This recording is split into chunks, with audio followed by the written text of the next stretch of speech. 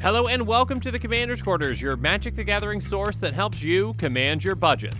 This show and episodes like this one are possible thanks to viewers like you. If you're looking for an easy way to help support this show, make sure that you like, share, and subscribe. Also, hit that bell notification icon so you don't miss any new episodes. You can also go check out our playmats and other merchandise at thecommandersquarters.com. Another easy way to support this show is with our TCG player affiliate links. So whether you're buying a deck or individual cards, you can use this general link right here or one in the description. And the final way that you can support this show is by supporting us directly by becoming a patron. There are many benefits to being a patron, and I truly couldn't do this without all their support.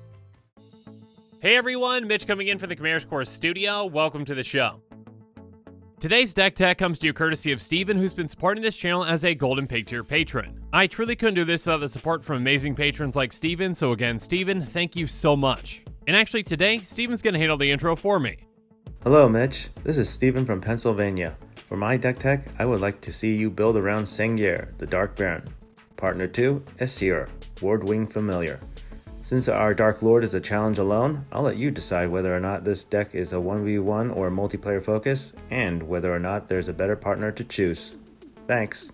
Well, Steven, I appreciate the option, so first off, let's do a multiplayer focus. And although there might be more powerful partner commanders than Esior, I really like the challenge of this combination, so let's stick with it. So Sengir the Dark Baron is still going to be the focus of this deck, so let's go over Sengir first. The Dark Baron is a 4/4 Vampire Noble with flying that costs 4 black. He has whenever another creature dies, put 2+1/+1 counters on Sengir the Dark Baron. And whenever another player loses the game, you gain life equal to that player's life total as the turn began. And our partner for Sengir is going to be Esior Wardwing Familiar. Esior is a 1/3 bird with flying that costs 1 and a blue. It has spells your opponents cast that target 1 or more commanders you control cost 3 more to cast. So the more and more creatures that die, the more powerful that Sengir gets. And once a player dies, we can actually gain a ton of life if they had a lot of life at the start of that turn. And then Esior is great at protecting Sengir from targeted removal. 3 extra mana to target either of our commanders is a ton. So our opponents are most likely going to be sending their targeted removal elsewhere. And although it's not perfect protection, it's a fantastic effect for just 2 mana. So the game plan for this deck is pretty straightforward. We're going to get our commanders out, take out a ton of creatures to get Sengir big, and then take our opponents out with commander damage.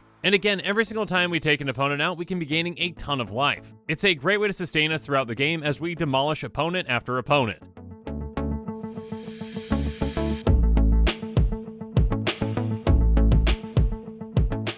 Now, as I mentioned before, Esior offers some protection, but it's a good idea to add to that with something like Monastery Siege. It's a flexible enchantment for 2 and a blue, and it says when it comes into play, we choose either Khans or Dragons. If we choose Khans at the beginning of our draw step, we draw an additional card, then we discard a card. If we chose Dragons, spells our opponents cast that target us or a permanent we control cost 2 more to cast. So if we need to use this as a way to loot each turn, we can. Or we can use it as an additional taxing effect on top of Esior's. And 5 extra mana to target Sengir is going to be way too much in pretty much any circumstance. But of course, another great way to protect him is going to be Swiftfoot Boots. It's an equipment for 2 and it costs 1 to equip, and it says equip creature has Hexproof and Haste. So on top of protecting Sengir, this allows him to swing right away. And again, since we're trying to kill with commander damage, that can be huge.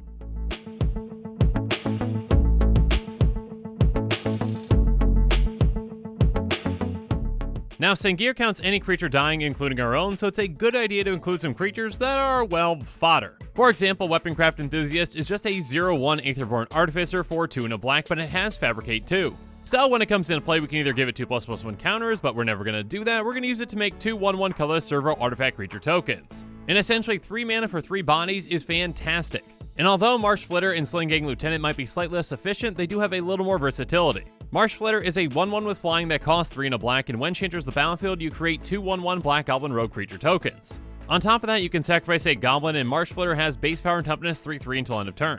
And then Slinging Lieutenant also makes 2 1/1 Goblins when it comes into play. We can sacrifice a Goblin and target player loses 1 life, and we gain 1 life. So with each of these for 4 mana, we are getting 3 bodies. But they allow us to sacrifice creatures so we can pump Sengir whenever we need to. And Slinging Lieutenant can actually sacrifice itself, so yeah, that's 6+1/+1 counters on our commander. But some creatures that can make even more tokens are Sengir Autocrat and Chittering Witch. When Sengir Autocrat comes into play, we get 3 0/1 Black Surf creature tokens. But if Sengir Autocrat leaves the battlefield though, we have to exile those. And then when Chittering Witch enters the battlefield, we create a number of 1/1 Black Rat creature tokens equal to the number of opponents we have. So typically in a game of Commander, that's going to be 3, so yeah, again, 4 bodies for 4 mana is pretty huge. On top of that, she also has pay 1 and a black, sacrifice a creature, target creature gets -2/-2 until end of turn. So she can help us sacrifice and take out other creatures to make Sengir even bigger. We even have some creatures that can actually recur themselves, like Reassembling Skeleton and Bloodsoaked Champion. Reassembling Skeleton has pay 1 and a black, return from your graveyard to the battlefield tapped. And then Bloodsoaked Champion is similar but slightly different. It can't block, but it does have raid, pay 1 and a black, return from your graveyard to the battlefield, activate this ability only if you attack with a creature this turn. Regardless, with these creatures coming back in and dying and coming back in and dying, they can keep growing our commander over and over again.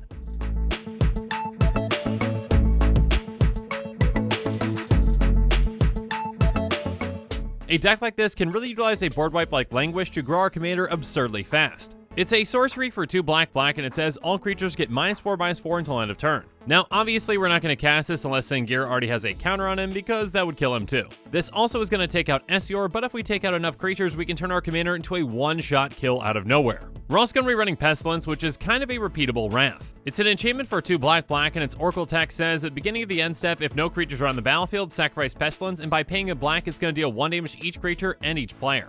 So with this, we can keep taking creatures out over and over again. And with this, we're essentially never going to have to worry about Sengir dying from it, because again, Sengir just keeps growing whenever creatures die. And finally, let's talk about another old card with Fade Away. It's a sorcery for 2 and a blue, and it says for each creature, its controller sacrifices a permanent unless they pay 1. This is a spell that can surprise our opponents out of nowhere. If they don't have mana for their creatures, they're gonna be in big trouble. Whereas we can pay for this and pay for the creatures that we want to keep around and sacrifice the creatures that we don't. This is a fantastic Edict effect that can really take our opponents by surprise.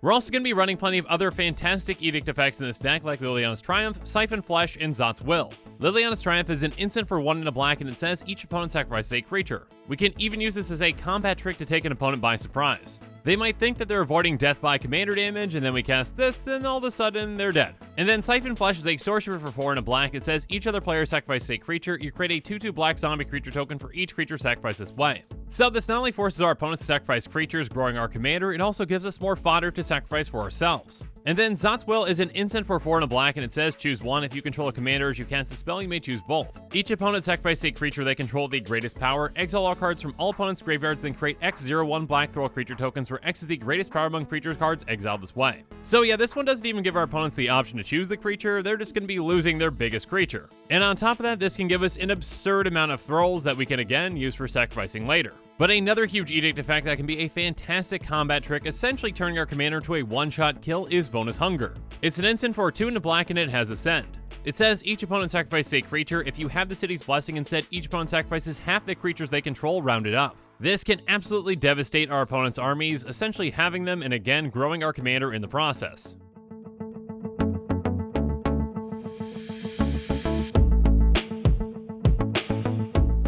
And we've also got some creatures that really want to join in on all the Edict fun, like Fleshbag Marauder, Demon's Disciple, and Plaguecrafter. When Fleshbag Marauder comes into play, each player sacrifices a creature. So essentially, we're going to be sacrificing this to itself, and instead of it being 3 creatures being sacrificed at the time, it's going to be 4. So yeah, just 3 mana for 8++1 counters on our commander is a pretty big deal. And then Demon's Disciple is similar, but somewhat different. When it enters the battlefield, each player sacrifices a creature or planeswalker. Plaguecrafter does the exact same thing, but each player who can't discards a card. So no matter what our opponents have on the field or don't have on the field, they're going to be punished. A creature with a repeatable Edict effect, though, comes with Anawan the Ruined Sage. It has at the beginning of your upkeep, each player sacrifices a non-vampire creature. And of course, Sengir is a vampire, so we never have to worry about sacrificing him. One final Edict creature that I want to bring up is Nim Devourer. It has pay black, return it from your graveyard to play, then sacrifice a creature, play this ability only during your upkeep. This is actually a fantastic repeatable way to get counters on our commander. It's kind of like a reassembling skeleton, but it can actually sacrifice itself. Now, we may only be able to do this during our upkeep, but we can do it as many times as we want then. We pay the cost, it comes into play, we sacrifice it to itself, it goes into our graveyard, we pay the cost again, and you see where this is going. Essentially a repeatable 2 mana for 2 counters.